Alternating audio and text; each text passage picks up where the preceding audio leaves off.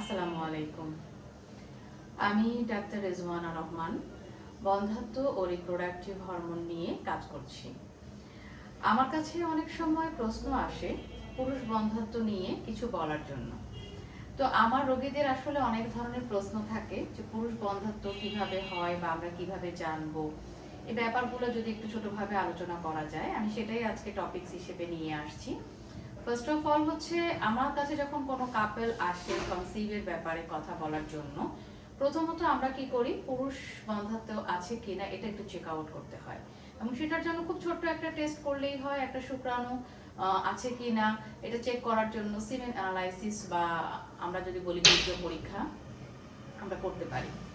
তো এই পরীক্ষার মাধ্যমে আমরা দেখতে পারি যে পেশেন্টের কোনো শুক্রাণুতে সমস্যা আছে কিনা। এখন যদি আমরা শুক্রাণুর সমস্যাকে বিভিন্ন ভাবে ভাগ করি, বিভিন্ন ক্যাটাগরি